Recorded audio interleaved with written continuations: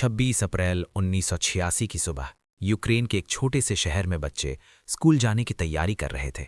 Bag pack हो चुके थे, कॉपियां मेज पर रखी थीं और कुछ बच्चे अपने दोस्तों से मिलने के लिए घर से निकलने ही वाले थे। लेकिन उसी रात कुछ ऐसा हुआ कि उस शहर के एक बड़े स्कूल की घंटी फिर कभी नहीं बची और देखते ही देखते वो स्कूल अगले कई सालों तक खाली पड़ा रह गया।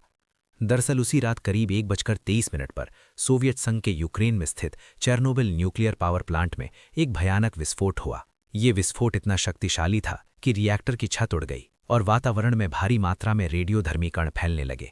लेकिन उस समय पास के शहर प्रिप्यात के लोगों को इस खतरे का अंदाजा नहीं था। प्रिप्यात एक छोटा लेकिन आधुनिक शहर था जहां लगभग 50,000 लोग रहते थे। उनमें हजारों बच्चे भी थे जो रोज की तरह अपने स्कूलों में पढ़ने जाते थे। शहर में कई स्कूल थे और उन्हीं में से एक था प्रिप्यात का स्कूल नंबर 3।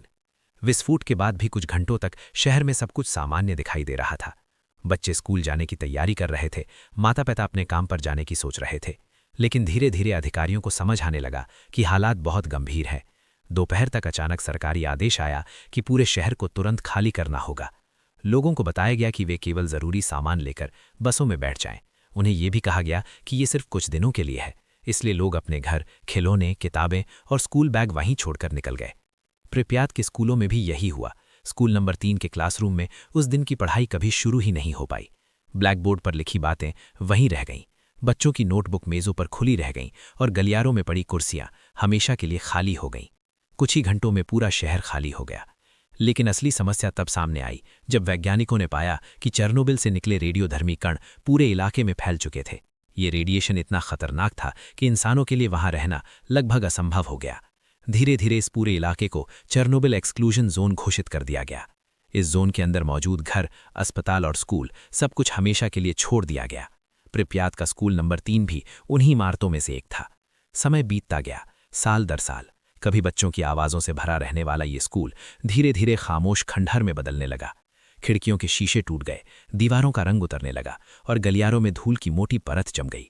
जब कई साल बाद वैज्ञानिक और शोधकर्ता इस इलाके में पहुंचे तो उन्होंने देखा कि क्लासरूम के अंदर अब भी बच्चों की किताबें, पेंसिल बॉक्स और स्कूल बैग पड़े हुए थे। कुछ कमरों में गैस मास्क भी बिखरे मिले, क्योंकि उस समय स्कूलों में आपातकालीन अभ्यास के लिए इन्हें रखा जाता था।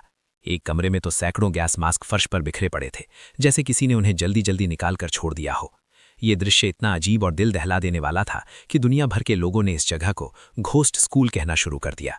लेकिन ये कोई भूतों की कहानी नहीं थी। ये एक सच्ची और दर्दनाक कहानी थी, एक ऐसे शहर की जिसे एक ही दिन में हमेशा के लिए छोड़ना पड़ा था। चेरनोबिल दुर्घटना के बाद लगभग 3.5 लाख लोगों को अपने घर छोड़ने पड़े और प्रिप्यात के बच्चे भी उनमें शामिल थे। वो स्कूल में कभी वापस नहीं लौट पाए। आज भी प्रिप्यात का ये स्कूल खामोश खड़ा है। टूटी दीवारें, खाली क्लासरूम और धूल से ढकी किताबें आज भी उस दिन की कहानी सुनाती हैं, जब एक साधारण सुबह अचानक इतिहास की सबसे भयानक परमाणु दुर्घटनाओं में बदल गई।